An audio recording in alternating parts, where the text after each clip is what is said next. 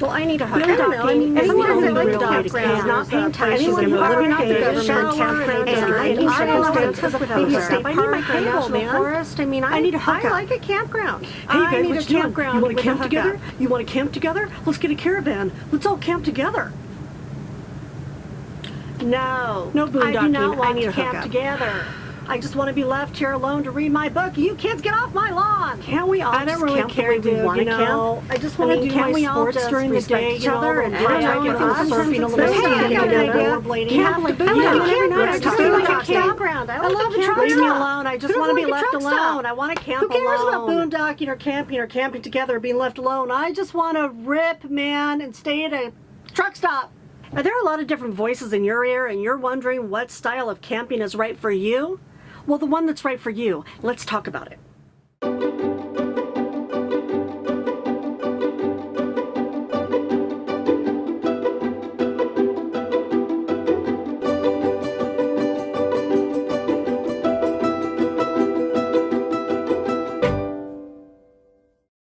Hey everybody, it's Robin with Creativity RV, and thanks for coming over to check out my latest video.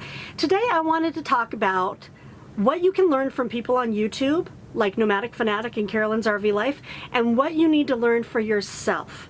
Now, like a lot of people, when I was preparing to do this life, I binge watched everybody on YouTube I could get my hands on, those two and others, and I read some blogs and I joined some Facebook groups, and I found out pretty quickly that there are a lot of different kind of factions in the RV world, different cliques, where people are purists and they think that there's only one way to camp.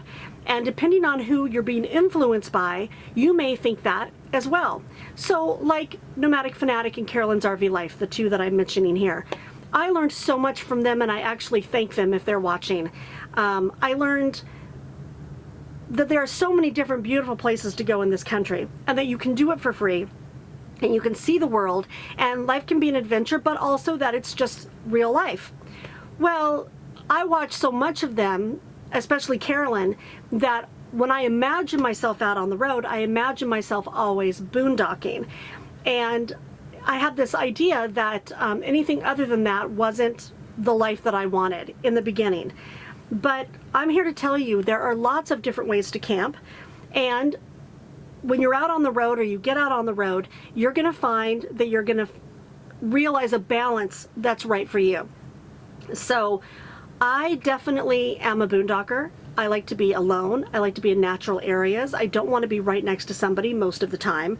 I find that it takes me a day to get somewhere and unpack, and I'm not really productive with my jobs or creatively unless I've been somewhere for 3 days. And then, you know, when you pack up, that takes another day from you. So I generally stay places like 5 to 7 days because that's what's good for me. But when I'm en route to another place, sometimes I like to stay at a campground or a rest area or a truck stop or like a Cracker Barrel or a state park. In fact, if there's some rain coming up and I have a lot of things that I need to get done for work and I need the power, and I know that my solar's not going to quite get it done, I'll go to a state park with a hookup for a couple days.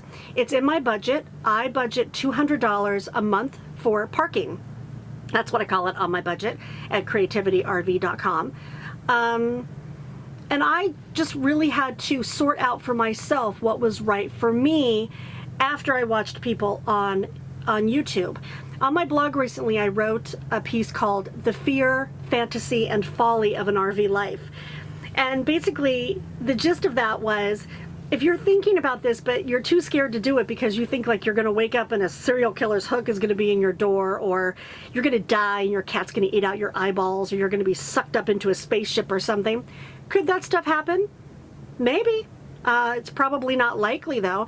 You're probably as much danger on the road as you would have been at home.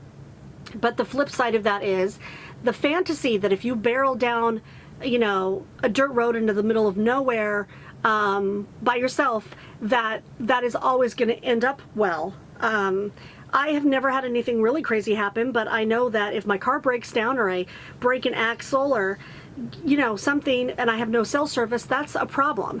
So, you know, you have to take it all with a grain of salt when you see people on YouTube that are out living this life, because remember, it's just life. And, you know, what we're seeing are the travels and the campgrounds and the amazing life that traveling as a nomad can give you. And I'm here to tell you it's the best. If you're thinking of doing it, don't be scared. It's the best. But there are a lot of people out there that will give you their opinion on how you should camp. And I know people that have to have a hookup.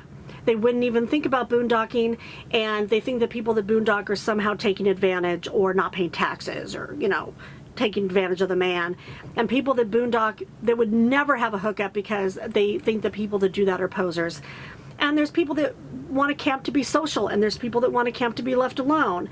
And you're going to know that as you get out on the road. And a combination of these things is fine. In fact, I pulled this thing off my wall that made me think this morning. This famous Thoreau quote, you know, go confidently in the directions of your dream, live the life you've imagined. It's not like Thoreau said, you know, go confidently in the direction of what that guy on Facebook says, you know, live the life that schmo, you know, on Instagram told you had to live. If you live this life, if you decide to be a nomad, that is badass. And you get to decide for yourself what your camping life is like.